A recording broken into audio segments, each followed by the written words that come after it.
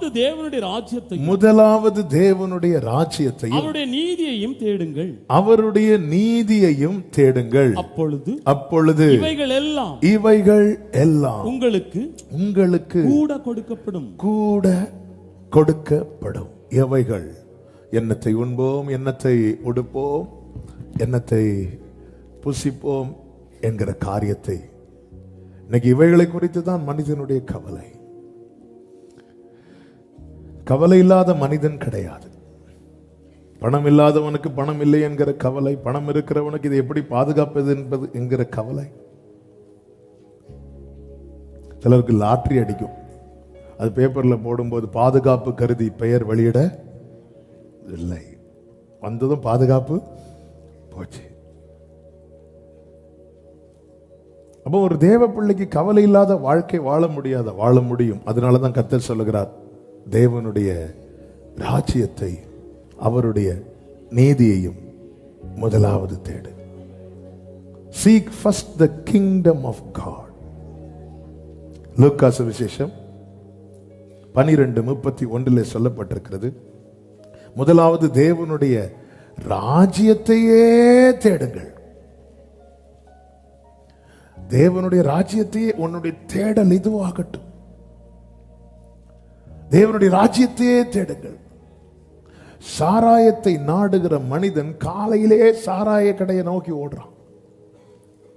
ஒவ்வொருவருக்கும் ஒவ்வொரு தேடல் இருக்கிறது. இரத்தத்தால் மீட்கப்பட்ட தேவ பிள்ளையினுடைய தேடல் எதுவாக இருக்கிறது?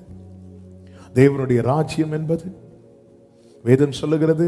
ரோமர் எழுதின நிருபம் அதனுடைய 14வது அதிகாரம், ரோமர் 14வது அதிகாரம் 17வது வசனத்திலே சொல்லப்பட்டிருக்கிறது, தேவனுடைய ராஜ்யம் புசிப்பும் குடிப்பும் அல்ல, அது நீதியும் சமாதானமும் பரிசுத்த ஆவியினால் உண்டாகும் சந்தோஷமுமாய் இருக்கிறது. பரிசுத்த ஆவியினால் உண்டாகும்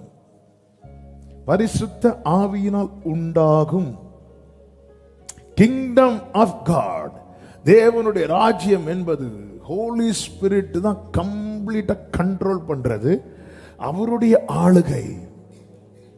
இது நம்ம ஆதியாகமத்தில் பார்க்க முடியும். பூமியானது ஒழுங்கின்மையும் வெறுமையுமாய் இருந்தபோது ஆழத்தில் இருள் இருந்தது. தேவ ஆவியானவர் ஜலத்தின் மேல் அசைவாடி கொண்டிருந்தார். அசைவாடி கொண்டிருக்கிறார். அடுத்து அவர் என்ன செய்யணுமோ அதை செய்கிறார். தேவனுடைய ஆளுகை இந்த பூமியிலே. அதாவது ஆமென், நம்ம ஒரு பாட்டு பாடுவோமே, காண்கின்ற உலகம் தேவையில்லை, காணாத பரலோகம்.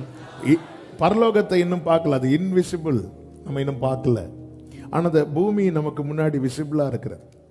அதாவது அந்த பரலோகத்தில் தேவனுடைய ஆளுகை, நம்ம காணாத உலகம், அங்கே தேவனுடைய ஆளுகை எப்படி இருக்கிறதோ அதே ஆளுகையை இந்த பூமியில கர்த்தர் நிறுவ அல்லது வெளிப்படுத்த சித்தம் கொண்டு கர்த்தர் மனிதனை படைத்தார். மனிதன் எப்படி படைக்கிறார் அப்படின்னா, அவருடைய ஆளுகை இந்த பூமியில ஸ்தாபிக்க அவருடைய சாயலாகவே படைத்தார். தேவன் மனிதனை படைத்து மனிதனிடத்தில் சொன்ன முதல் காரியம் ஆதியாகமம் 1:28 சொல்லப்பட்டிருக்கிறது, பூமியின் மேல் நடமாடுகிற சகல ஜீவ ஜந்துக்களையும் ஆண்டு கொள்ளுங்கள் என்று சொல்லி தேவன் அவர்களை ஆசீர்வதித்தார். பிழைத்துக் கொள்ளுங்கள் என்று சொல்லி ஆசீர்வதிக்கவில்லை, எப்படியாவது வாழ்ந்து கொள்ளுங்கள் என்று சொல்லி ஆசீர்வதிக்கவில்லை, ஆண்டு கொள்ளுங்கள் என்று சொல்லி have dominion over every living creature that moves upon the earth. நீ அதை ஆளுகை செய். சிம்பிளா சொல்லணும்னா, பரலோக கவர்மெண்ட்டை பூமியிலே ஸ்தாபிக்கும்படிக்கு கர்த்தர் மனிதனை சிருஷ்டித்தார். இன்னும் சொல்லணும்னா, கர்த்தர் மனிதனை கவர்னராக வைத்தார் பூமியில. அங்குள்ளதெல்லாம் நிலைப்படுத்த. ஆமென். அங்குள்ளதெல்லாம் நிலைப்படுத்த கர்த்தர் பூமியிலே அப்படிதான் வைத்தார். எவ்வளவு பெரிய மகிமை தெரியுமா இது? ஆனால் வேதம் சொல்லுகிறது, ரோமர் 3:23, எல்லாரும் பாவம் செய்து தேவ மகிமை அற்றவர்கள் ஆகி. எல்லாரும் பாவம் செய்து தேவ மகிமை அட்டம். நமக்கு வரக்கூடிய கேள்வி என்ன அப்படின்னா, அவன் தானே பாவம் செய்தான், ஆதாம் தானே பாவம் செய்தான், அப்போ ஏன் எல்லாரும்? நல்லா புரிஞ்சுக்கோங்க, இந்த இடத்துல தான் தேவனுடைய மகத்துவமான செயலை பார்க்க முடியும். ஆதாமுக்குள்ளதாங்க நம்ம எல்லாருமே இருந்தோம். நான் எங்க அப்பாக்குள்ள இருந்தேன், எங்க அப்பா அவங்க அப்பாக்குள்ள இருந்தாங்க, அவங்க அப்பா அவங்க அப்பாக்கு அப்பாக்குள்ள இருந்தாங்க. இப்படி லைனை பிடிச்சா தலைவர் வந்து நிற்பார் ஆதாம். அப்போ இதை நேற்று படிக்கும் போது எனக்கு வந்த சந்தோஷம் தாங்க முடியல. என்ன சந்தோஷம்னா, கர்த்தர் ஊதினது ஆதாமுக்காக மாத்திரமல்ல, எனக்காகவும் உங்களுக்காகவும். Jesus, glory, glory. அதான் உலக தோற்றத்துக்கு முன்னமே கர்த்தர் நம்மை தெரிந்தெடுத்தார். ஹalleluya. கர்த்தர் அப்படி மண்ணை எடுத்து ஊதினது அந்த ஒரு ஆதாமுக்காக, ஒரு ஏவாளுக்காக மட்டுமல்ல, ஆண்டவர் 1000 தலைமுறைகளுக்கு இரக்கத்தை காக்கிறவர். அப்படியே ஊதுறார் பாருங்க. ஹalleluya. இதை எப்படி நம்ப சொல்றேன்? 12 பேர் இருக்கும்போது இயேசு ரசத்தை எடுத்து, இது அநேகருக்காக, ஹalleluya, இது உங்களுக்காக என்றல்ல, இது அநேகருக்காக சிந்தப்படுகிற என் இரத்தத்தின் அடையாளம். எங்க அன்னைக்கு சூரியன் உண்டாகட்டும் என்றார், அந்த சூரியன் இன்னைக்கு வரைக்கும் இருக்கு. ஆச்சரியம். இந்த சூரியன் ஒரு நாள் ஒளிந்து போகும். நட்சத்திரங்கள் உண்டாகட்டும் என்றார். ஒவ்வொரு தலைமுறைக்கும் ஆபிரகாம் காலத்தில் ஒரு சூரியன், அடுத்த காலத்தில் நோ, அவர் உண்டாகட்டும் சொன்னது இருக்கு. ஆண்டவர் வந்து ஆதாம ஊதினது அது ஆதாமுக்காக மாத்திரமல்ல. அப்போ எவ்வளவு சுவாசத்தை அவர் வெளிப்படுத்தியிருப்பார், எவ்வளவு இரக்கத்தை வெளிப்படுத்தியிருப்பார். என்னைக்கே சொல்லிட்டார், ஒரு சந்ததி அவரை சேவிக்கும், அது தலைமுறை தலைமுறையாக.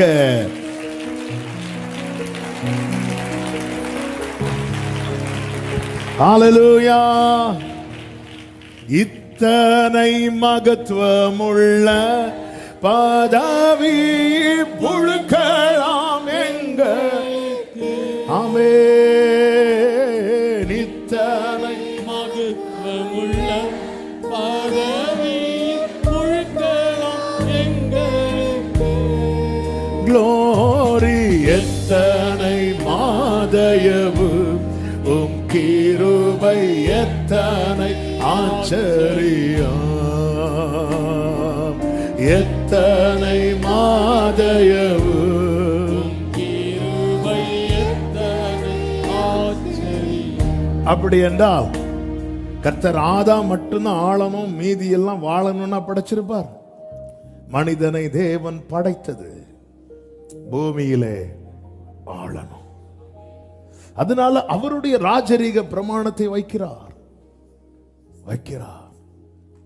பாரு, இதெல்லாம் சாப்பிடு, இதை சாப்பிடாத.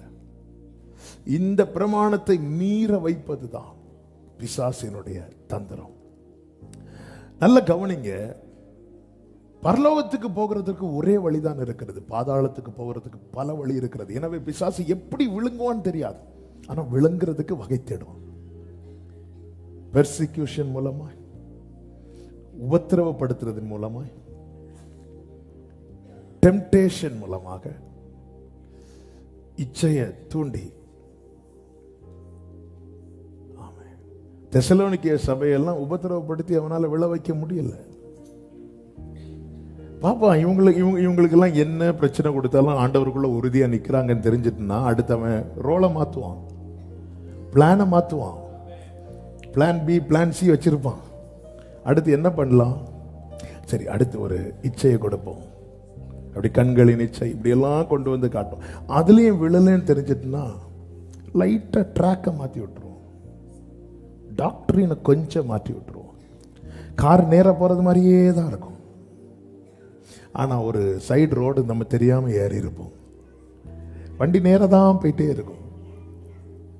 விழத்தள்ள பிசாசானவன் மிகவும் தந்திரம். அதனால தான் பிசாசின் தந்திரங்களை நாம் அறியாதவைகள் அல்லவே. நல்ல கவனமாக கேளுங்க. ஒருவன் எதை இழந்தாலும் பரவாயில்லை, மகிமையை மட்டும் இழக்கக்கூடாது. எல்லாம் இருந்து மகிமையை இழந்தால் அவனை போல பரிதவிக்கப்பட்டவன் யாரும் இல்லை. அவன் பாதாளத்தில் கிடந்து ஒரு டிராப் தண்ணிக்காக கத்துவான், கதறுவான். இதுதான் பைபிள் நமக்கு காண்பிக்கிறது. அப்படி என்றால் ஆதாமை தேவன் ஆண்டு கொள்ள படைத்தால், மனுஷனை தேவன் படைத்ததை ஆண்டு கொள்ளும்படியா. தேவன் ஆண் பெண் அப்படி தனியா பார்க்கல. தேவன் மனிதனை ஆணும் பெண்ணுமாக சிருஷ்டித்தார். அவருடைய பார்வை எப்படிப்பட்ட பார்வை! ஒரே ஏற்றத்தாழ்வு அவருடைய பார்வையில் கிடையாது. பட்சபாதம் அவருடைய பார்வையில் கிடையாது.